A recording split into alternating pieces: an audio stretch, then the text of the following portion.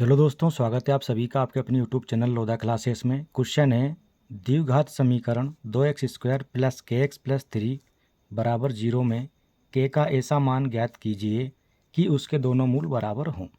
ठीक है, इस द्विघात समीकरण के लिए हमें k का मान ज्ञात करना है जबकि इसके दोनों मूल कैसे हैं, बराबर हैं। तो चलिए हल करते हैं और यहाँ पर लिखते हैं हल,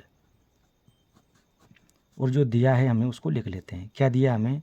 द्विघात समीकरण दिया है एक, तो उसको लिख लेंगे यहाँ पर 2x² प्लस kx प्लस 3 बराबर 0। ये समीकरण हमें दिया है, इसको नाम दे देंगे हम समीकरण नंबर 1। ठीक, अब इसकी तुलना करेंगे व्यापक समीकरण से, तो यहाँ लिखेंगे समीकरण 1 की तुलना, समीकरण 1 की तुलना ax² plus bx plus c बराबर 0 से करने पर क्या प्राप्त होगा हमें जब इन दोनों की हम तुलना करेंगे? तो देखो, a बराबर मिलेगा यहाँ से हमको 2 और b बराबर मिल जाएगा हमको यहाँ पर k। ठीक, और c बराबर मिलेगा 3। देखो, x² का गुणांक a है, यहाँ x² का गुणांक 2 है, तो a बराबर 2 हो गया। x का गुणा में b है, ठीक, यहाँ x के गुणा में k है, तो b बराबर k हो गया। अचर पद c है, यहाँ अचर पद 3 है, तो c बराबर 3 हो गया। ठीक, अब इसका विविक्त कर निकालेंगे हम, तो यहाँ लिखेंगे इसलिए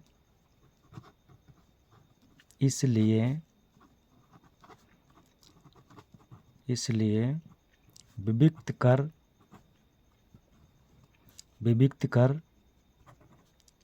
b² माइनस 4ac बराबर, देखो b का मान कितना है, k है, तो यहाँ रखेंगे हम k। स्क्वायर लगा है तो इस पर भी हम स्क्वायर चढ़ा देंगे। माइनस 4, a का मान कितना है, a का मान है 2, 2 रख देंगे, गुणा c का मान 3 है तो 3 रख देंगे।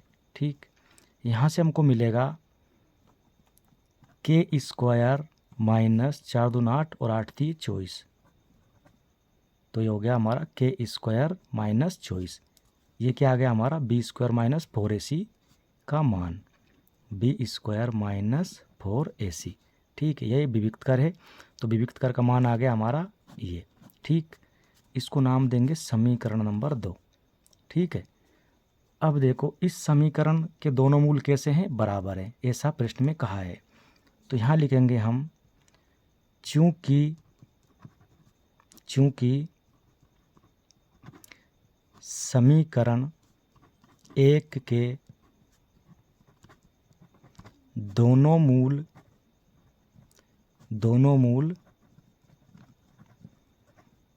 बराबर हैं,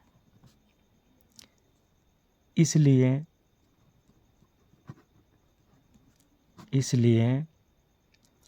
b² माइनस 4ac बराबर होगा 0 के। ठीक, क्यों होगा? क्योंकि इसके दोनों मूल कैसे हैं, बराबर हैं। इसका मतलब ये है समीकरण में दो मूल होते हैं, एक का नाम होता है अल्फा और दूसरा होता है बीटा। ठीक है, तो ये दोनों कैसे हैं, बराबर हैं। ठीक, इस स्थिति में ये जो विविक्त कर होता है b² माइनस 4ac वे होता है 0 के बराबर, उसका मान क्या हो जाता है, 0 हो जाता है। तो यहाँ हम देखो b² माइनस 4ac बराबर 0 है, इसको समीकरण 2 में रख सकते हैं इसकी जगह। ठीक, तो यहाँ लिखेंगे हम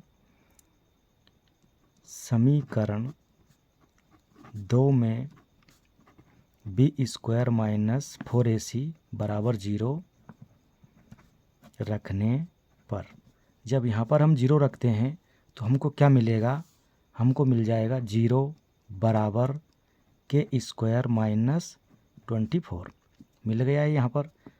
अब इसको हम क्या करेंगे, माइनस 24 को इधर ले आएंगे। ठीक, तो यहाँ से हमको मिल जाएगा, देखो ये 24 माइनस का बराबर किधर आके प्लस का हो जाएगा। ठीक है, तो ये हो जाएगा k²। ठीक, अब इसको पलट कर लिख देते हैं, तो k² बराबर 24 पलट कर लिख दिया, k को इस साइड और 24 को इस साइड लिख दिया।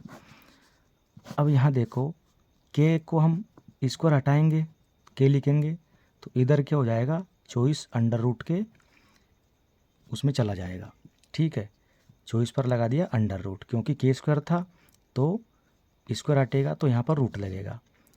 अब के बराबर हमको मिलेगा +- 2 रूट में 6, क्योंकि इसका 24 का वर्गमूल यही निकलेगा।